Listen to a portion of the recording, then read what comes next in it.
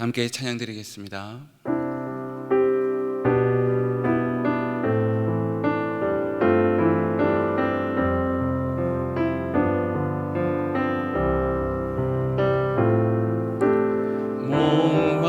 목마른 사슴 시냇물을 찾아 헤매이듯이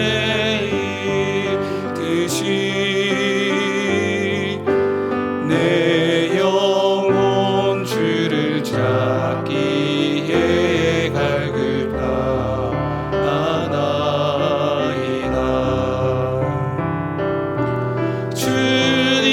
주님만이 나의 힘, 나의 방패, 나의 참 소망, 나의 몸 정성 다 바쳐서 주님 경배합니다.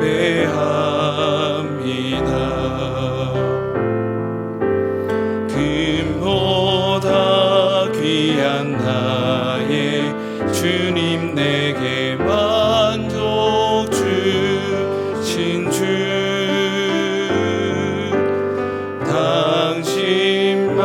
당신만이 나의 기쁨 또한 나의 참 보배.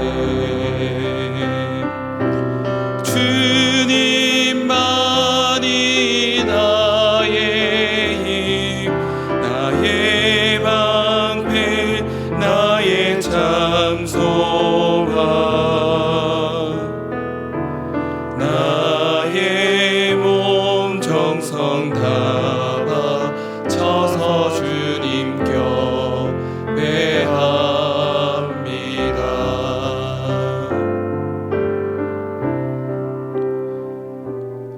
이 시간 기도 제목을 보시며 합심으로 기도하겠습니다. 하나님을 주인으로 모시고 숨기는 해를 맞아 내가 내 인생의 주인 되었던 것을 회개하며 주인 삼았던 모든 것을 내려놓고 하나님을 나의 진짜 주인으로 모시고 살아가게 하옵소서. 그리고 내 인생의 참 주인이신 하나님께 모든 것을 맡기고 순종할 때 책임져 주시고 보호하시며 인도하시는 은혜를 누리며 살게 하여 주옵소서. 나라와 시대를 지키고 교회와 다음 세대를 지킬 수 있도록 포괄적 차별금지법과 포괄적 성교육을 막아주옵소서. 이뿐만 아니라 우리 교회를 무너뜨리려 가는 모든 악한 정책과 시도들이 무너지게 하옵소서. 여느 때 우리 교회를 이끌어가시는 담임 목사님을 더 강력하게 붙들어 주시고 코로나 시대를 잘 감당할 수 있는 성령의 지혜를 주시고 주의 사명을 잘 감당하고 사역에 집중할 수 있도록 모든 사단의 공격을 은혜의 불성각으로 막아 주옵소서. 특별히 건강을 지켜주시고 목사님의 가정을 성령께서 평안케 하옵소서. 하나님 성에 넘치는 영광과 강력한 영권을 부어주셔서 시대의 사명을 힘있게 감당하게 하시고 다음 세대를 세우는 일과 복음 통일과 일방성교를 잘 감당할 수 있게 하옵소서. 하나님을 주인으로 모시고 섬기는 해를 맞아 내가 내 인생의 주인 되었던 것을 회개하며 주인 삼았던 모든 것들을 내려놓고 하나님을 나의 진짜 주인으로 모시고 살아가게 하소서. 그리고 내 인생의 참 주인이신 하나님께 모든 것을 맡기고 순종할 때 책임져 주시고 보호하시며 인도하시는 은혜를 누리며 살게 하옵소서. 나라와 이 시대를 지키고 교회와 다음 세대를 지킬 수 있도록 포괄적 차별금지법과 포괄적 성교육을 막아 주옵소서. 이뿐만 아니라 교회를 무너뜨리려고 하는 모든 악한 정책과 시도들이 무너지게 하옵소서. 이 어려운 때에 우리 교회를 이끌어 가시는 담임 목사님을 더 강력하게 붙들어 주시고 코로나 시대를 잘 감당할 수 있는 성령의 지혜를 주시고 주신 사명을 잘 감당하고 사역에 집중할 수 있도록 모든 사단의 공격을 은혜의 불성각으로 막아 주옵소서. 특별히 건강을 지켜주시고 목사님의 가정을 성령께서 평안케 하옵소서. 담임 목사님께 넘치는 영감과 강력한 영권을 부어주셔서 시대적 사명을 힘있게 감당하게 하시고 다음 세대를 세우는 일과 복음 통일과 열방 선교를 잘 감당할 수 있게 하옵소서. 오늘 이 시간 말씀을 통해 은혜를 허락하시고 믿음으로 순종하게 하옵소서. 살아계신 예수님의 이름으로 기도드리옵나이다. 아멘. 오늘 하나님 우리에게 주시는 말씀은 느헤미야 8장 8절에서 9절 상반절 말씀입니다. 구약성경 738면에 있습니다. 느헤미야 8장 8절에서 9절 상반절 말씀입니다. 한 목소리로 읽도록 하겠습니다. 하나님의 율법책을 낭독하고 그 뜻을 해석하여 백성으로 그 낭독하는 것을 다 깨닫게 하며 백성이 율법의 말씀을 듣고 다 우는지라. 아멘. 오늘 눈물을 회복하라 이 제목으로 말씀을 함께 살펴보고자 합니다. 느헤미야 8장은 하나님께서 느헤미야를 통해 예루살렘 성을 재건하신 후에 이번에는 에스라를 통해 이스라엘 백성들의 마음을 재건시키고 있으십니다. 예루살렘 성의 재건은 꼭 필요한 것이었습니다. 이스라엘 백성에게 아주 중요한 것이죠. 그러나 마음의 재건 없이 이스라엘의 새로운 미래는 기대할 수가 없습니다.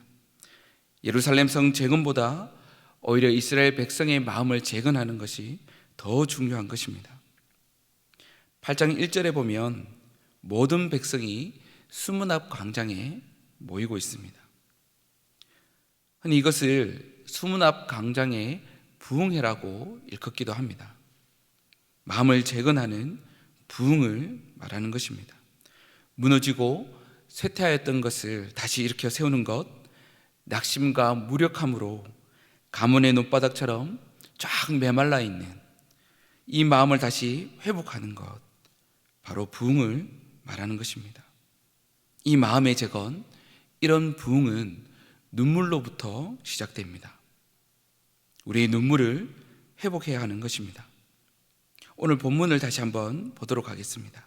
9절 상반절 말씀, 백성이 율법의 말씀을 듣고 다 우는지라. 이 눈물이 있으시길 축복합니다. 말씀을 준비하며 스스로를 한번 생각해 보았습니다. 하나님 앞에 눈물로 나아간 적이 언제였던가 싶었습니다. 목 놓아 울며 주님께만 온전히 마음을 집중하여 쏟아놓고 기도했던 적이 언제인가 싶었습니다. 콧물인지 눈물인지 모를 정도로 흐르는 눈물을 주체할 수 없어 하나님 앞에 한없이 앉아 있었던 적이 언제인가 싶습니다. 사랑하는 여러분, 이런 눈물을 회복하시기를 축복합니다.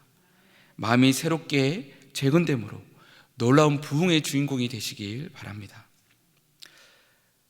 오늘 이 시대를 사는 우리에게는 무엇보다 이런 부흥을 필요로 합니다.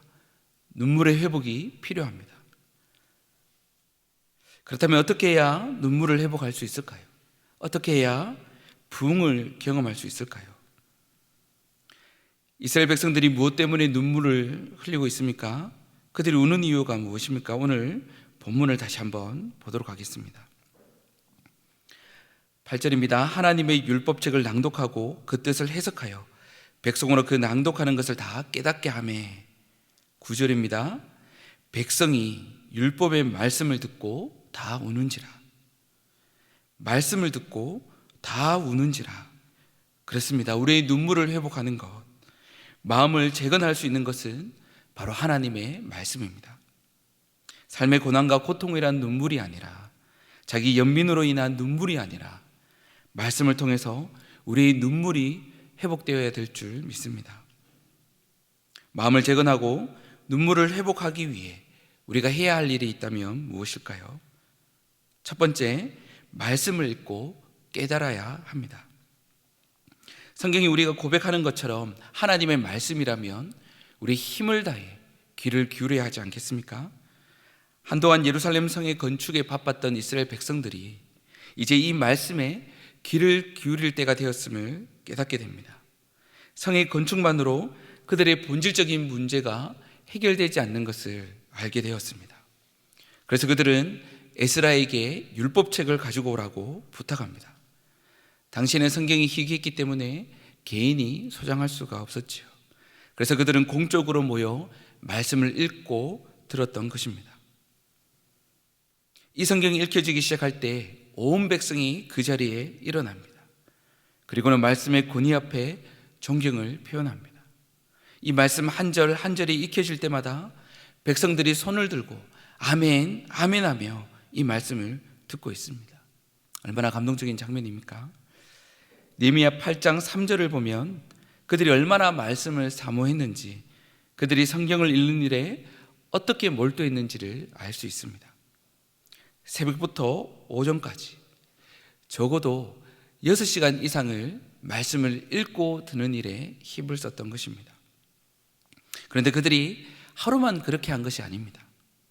느헤미야 8장 마지막 9절 18절을 보면 그들은 초막절 절기가 계속되는 한 주간 이상 매일 6시간 이상씩 말씀을 듣고 읽었습니다.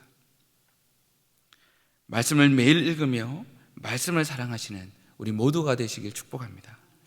우리 교회가 함께하는 드라마 바이블 성경 읽기에 동참하십시오. 오늘이 116일차입니다. 늦지 않았습니다. 지금이 다시 시작할 그때입니다. 어떤 방법이든 말씀을 읽고 듣는 일에 최선을 다할 수 있도록 우리의 시간과 장소를 정하시기 바랍니다. 말씀을 깨닫기 위해서 묵상하고 개인 연구하는 방법들이 있습니다. 그러나 무엇보다 주일 공예배 시간에 담임 목사님을 통해 말씀을 깨닫는 것이 중요합니다. 주일 현장에서든 온라인이든 예배에 최선을 다해 집중하시고 말씀에 집중하시길 바랍니다. 주일 예배 시간이, 말씀 시간이 의미 없이 그냥 흘러가는 시간이 되지 않도록 우리는 깨어 있어야 될 것입니다. 그 말씀을 깨닫기 위해 최선을 다해 집중할 때 그 말씀으로 인해 우리의 눈물이 회복되고 마음이 재건될 줄 믿습니다. 두 번째로, 말씀에 순종해야 됩니다. 우리가 읽고 깨달은 말씀이 삶의 능력으로 나타나려면 무엇보다 중요한 것이 그 말씀에 합당한 반응을 하는 것입니다. 오늘 본문에서 이스라엘 백성은 두 가지 반응을 보여줍니다. 하나는 감정의 반응이고 또 하나는 결단의 반응입니다. 어떤 감정의 반응이 있었습니까? 그들은 무엇보다 눈물과 기쁨으로 반응했습니다. 9절은 이렇게 시작됩니다. 백성이 율법의 말씀을 듣고 다 우는지라. 왜 울었을까요? 느헤미야 전체의 문맥을 읽어보면 이 눈물은 그들의 죄에 대해 말씀의 지적 앞에 흘린 눈물이었을 것입니다. 또한 동시에 그들은 깨달은 말씀으로 인하여 기뻐하였습니다. 8장 12절의 말씀이 그것을 보여줍니다. 제가 읽겠습니다. 모든 백성이 곧 가서 먹고 마시며 나누어 주고 크게 즐거워하였으니 이는 그 읽어드린 말을 밝히 알미니라. 아멘. 말씀을 통한 하나님과의 새로운 만남으로 기뻐하고 있었습니다. 느헤미야는 이때 이렇게 선포합니다. 여호와를 기뻐하는 것이 너희의 힘이니라. 본문에서 이런 진지한 감정의 반응은 이스라엘 백성으로 하여금 보다 중요한 결단의 반응을 하게 합니다. 당시에 이스라엘 백성들이 보여준 결단의 반응은 그들이 말씀을 통해 받은 축복을 이웃들과 나누기 시작한 것입니다. 12절을 다시 한번 보도록 하겠습니다. 모든 백성이 곧 가서 먹고 마시며 나누어 주고 크게 즐거워하였으니, 모든 백성이 곧 가서 먹고 마시고 나누어 주고, 어디서 많이 보던 장면이 아닙니까? 이것이 바로 성령을 경험한 초대교회 성도들이 보여준 동일한 모습이 아니겠습니까? 그리고 이어지는 느헤미야 9장 이하를 보면 이제 이스라엘은 그들이 듣고 깨달은 말씀을 하나씩 실천에 옮기고 있습니다. 즉 이스라엘이 보여준 궁극적인 반응은 순종이라는 것입니다. 말씀의 순종을 보여주고 있습니다. 눈물을 회복하는 것, 부흥을 경험하는 것은 지나가는 감정에 그치는 것이 아닙니다. 말씀에 대한 삶의 순종으로 이어지는 것입니다. 부흥이라고 해서 어떤 영적인 신비함에 빠져 있는 것이 아닙니다. 삶의 현실에 두 발을 딛고 순종으로 한 걸음 한 걸음 걸어가는 것입니다. 사랑으로 이해하고 배려하며 다른 사람들을 세워주는 것입니다. 내게 주어진 가정과 직장에서 성실하며 책임감 있는 사람이 되는 것입니다. 주님을 섬기고 예배하는 것이 최고의 기쁨이 되는 바로 그런 것입니다. 늘 감사가 넘치는 이런 순종의 열매들이 모든 성도님들의 삶에 가득하시길 축복합니다. 말씀을 맺겠습니다. 일본의 작가 엔도 슈사쿠는 바다와 독약이라는 책을 썼습니다. 이 책에 보면 2차 대전 중 생체 실험에 참가한 일본 군의관 로다라는 의사가 나옵니다. 그는 미군 포로의 신체 일부를 제거하고는 그가 얼마나 살 수 있는지를 실험하는 그런 실험에 동참했었습니다. 폐를 어느 정도 잘라내면 살 수 있는지, 다리를 잘라내고는 그가 얼마나 오랫동안 살 수 있는지를 실험했었습니다. 이런 실험 이후 로다는 자아를 상실하고 미쳐버렸습니다. 정신이 온전하지 못했습니다. 그의 머릿속에 반복적으로 이런 소리가 들려옵니다. 죽였다, 죽였다. 그리고 또 다른 소리가 들려옵니다. 나는 책임이 없다, 나와는 상관없다, 내가 한 것이 아니다. 이런 소리가 들려옵니다. 그는 미쳐버렸습니다. 그는 두려움에 빠져버렸습니다. 그런데 정작 그가 무서워한 것은 조금 전까지만 해도 살아있던 사람의 폐를 보고 무서워했던 것이 아닙니다. 자기가 죽인 사람들의 신체 일부를 보고도 무감각하고 괴로워하지 않는 그런 무시무시한 자기의 마음 때문에 두려움에 빠지고 미쳐버렸던 것입니다. 아무것도 느끼지 못하고 괴로움도 죄책감도 없는 그 자신의 모습을 보게 된 것입니다. 지금 그가 원하는 것은 자책이었습니다. 가슴의 고통이었습니다. 마음을 찢는 회한이었습니다. 참회의 눈물이었습니다. 그런데 그런 마음이 생기지가 않았습니다. 그것이 무섭고 두려웠던 것입니다. 그를 미치게 만들어버렸습니다. 이 작품의 마지막은 이렇게 끝나고 있습니다. 그러나 혹 세상의 재판관이 비록 그 상황에서는 그럴 수밖에 없었다고 정상을 참작해 줄지라도 이대로는 끝날 수가 없는 것이다. 이 말을 남겨놓고 이 작품은 끝을 맺습니다. 하나님의 백성이라던 이스라엘 백성들의 문제도 바로 이런 것이었습니다. 하나님이 죄를 지적하시면 심판하겠다고 말씀하시면 울어야 되는데 울 줄 모른다는 게 바로 문제였던 것입니다. 그래서 이런 상황을 두고 전문적으로 장례식에서 곡하는 사람들을 불러와서 우리를 위하여 애곡하게 하라고 말씀합니다. 우리의 눈에서 눈물이 떨어지게 하며 우리의 눈꺼풀에서 물이 쏟아지게 하라고 합니다. 울어야 산다는 것입니다. 눈물을 회복해야 산다는 것입니다. 우리의 영이 죽지 않고 날마다 푸르는 생명을 유지할 수 있는 것은 우리의 심령에 눈물이 흘러 들어가야 하는 것입니다. 사랑하는 여러분, 최근에 눈물로 하나님 앞에 나아간 적이 언제였습니까? 슬픔의 눈물이든 기쁨의 눈물이든 그때가 언제였습니까? 우리에게 이런 부흥이 필요한 때라고 느끼시지는 않으십니까? 말씀 우리의 눈물을 회복시키시며 마음을 재건시키는 부흥을 주시는 줄 믿습니다. 오늘 여러분과 저 안에서 일어나는 이 말씀의 부흥은 새 시대를 가져오는 부흥의 씨앗이 될 것입니다. 이런 말씀의 부흥을 사모하시길 축복합니다. 눈물을 회복하시는 모든 성도님들이 되시길 바랍니다. 다 함께 기도하겠습니다. 화면에 기도 제목을 먼저 읽은 후 기도하겠습니다. 사랑하는 하나님, 주님 옆에 눈물을 회복하게 하옵소서. 마음을 새롭게 재건하게 하옵소서. 말씀을 읽고 듣고 깨닫게 하시고 그 말씀에 순종함으로 말씀의 부흥을 경험하게 하옵소서. 한 사람의 부흥이 가정을 살리고 교회를 살리며 나라와 민족을 살리는 부흥의 씨앗이 되게 하옵소서. 내가 이 부흥의 주인공이 되게 하옵소서. 함께 기도드리겠습니다. 사랑하는 하나님, 주님 앞에 눈물을 회복하게 도와주옵소서. 마음을 새롭게 재건하게 하옵소서. 말씀을 읽고 듣고 깨닫게 하시고 그 말씀에 순종함으로 말씀의 부흥을 경험하게 하옵소서. 이 부흥으로 말미암아 가정을 살리고 교회를 살리며 나라와 민족을 살리는 부흥의 씨앗이 되게 하여 주옵소서. 주님, 내가 이 부흥의 주인공이 되도록 극렬한 은혜를 베풀어 주옵소서. 사랑하는 주님, 주님 앞에 눈물을 회복하는 은혜를 허락하여 주옵소서. 마음을 새롭게 재건하게 하옵소서.